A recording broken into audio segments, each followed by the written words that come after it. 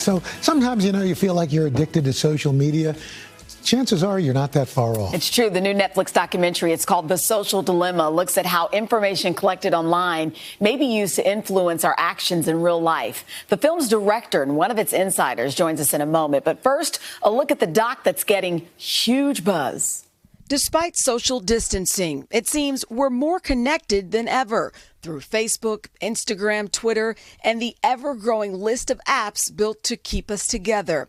Almost 80% of Americans, about 247 million people, are on social media, providing these sites with personal data, whether users know it or not. Everything they're doing online is being watched, is being tracked, is being measured. Exactly what image you stop and look at, for how long you look at it. Oh yeah, seriously, for how long you look at it. We want them to keep doing this with their finger. In a new Netflix documentary, The Social Dilemma, former Google design ethicist Tristan Harris says the companies behind our social feeds are preying on us by nurturing our addiction through persuasive technology. It's not enough that you use the product consciously. I want to dig down deeper into the brainstem and implant inside of you an unconscious habit. But could our lives online create a bubble of digital dependence that leads to something more dangerous? A lot of people think Google's just a search box and Facebook's just a place to see what my friends are doing. What they don't realize is there's entire teams of engineers whose job is to use your psychology against you. Joining us now is the director of The Social Dilemma, Jeff Orlowski, and former Google employee Tristan Harris. Good morning to both of you.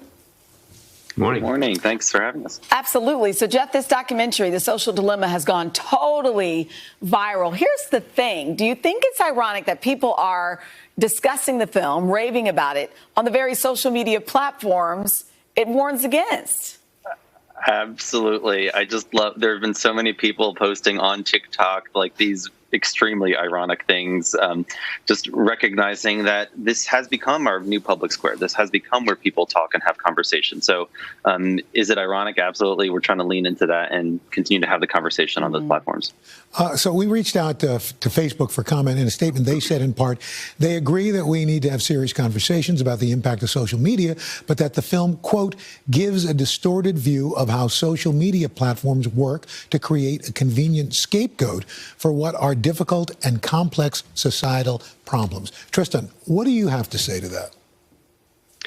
Yeah, I think what social media companies have been saying to us is that we're just holding up a mirror to society, right? If you have polarization, if you have division, those are your problems, and we're just holding up a mirror.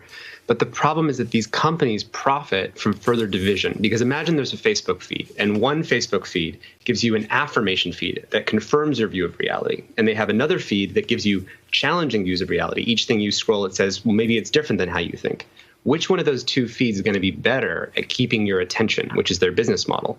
The one that affirms your view of reality. And so it takes our shared truth and puts it through a paper shredder that puts us into all these narrower and more extreme views of reality, which is really damaging our country. Because if we can't agree on what's true, everything else falls apart. And this is really the most critical thing in the film. You just used the phrase shared truth. It brings me to my next question, Jeff. So many kids right now are online doing virtual school, including my own.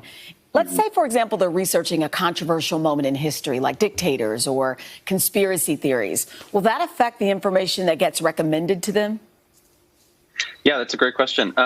It's hard for us to know all the nuance of what's going on with these algorithms, in large part because they are these private algorithms driven by these private companies. But what we do know is that the responses are based on the profile that is created of us. An example we use in the film is around this phrase, climate change is. And if you search the phrase climate change is in Google, you will get different answers based on who you are.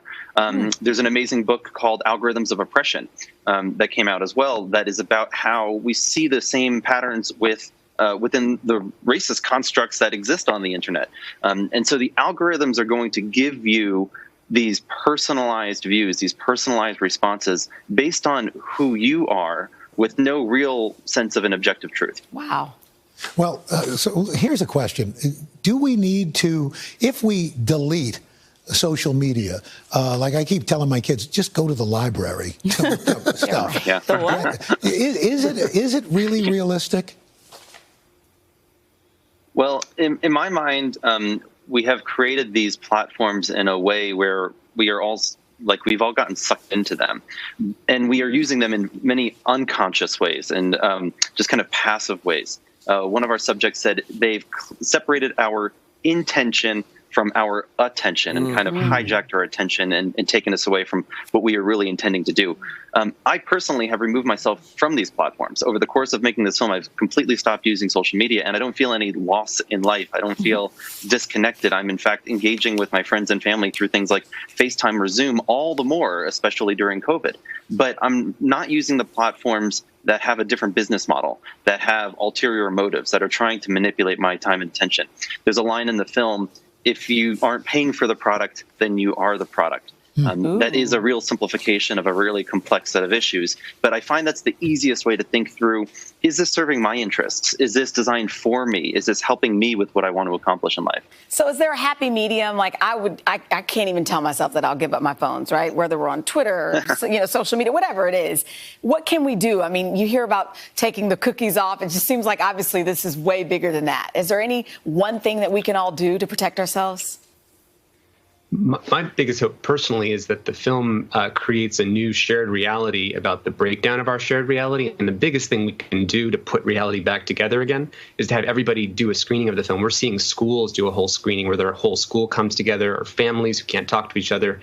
You watch the film together, and then you actually open up Facebook on two phones, if you both use Facebook, and you do a reality swap. You actually hand them your Facebook feed and then scroll through their feed for a little bit, and you'll see, oh, this is why they believe the things that they're believing, because that's the information that they're getting. And I think this is so invisible to us because it's so everyday, and we're now 10 years into this mass hypnosis psychology experiment where it has fragmented our reality into these different things. And that's the thing that gives me the most hope. And I'm hearing from families and parents saying, this is the first time I'm able to talk to my kids about, our use of technology and what's really healthy. Let's have the discussion. That's fascinating. All right, guys, let's swap phones during the commercial break.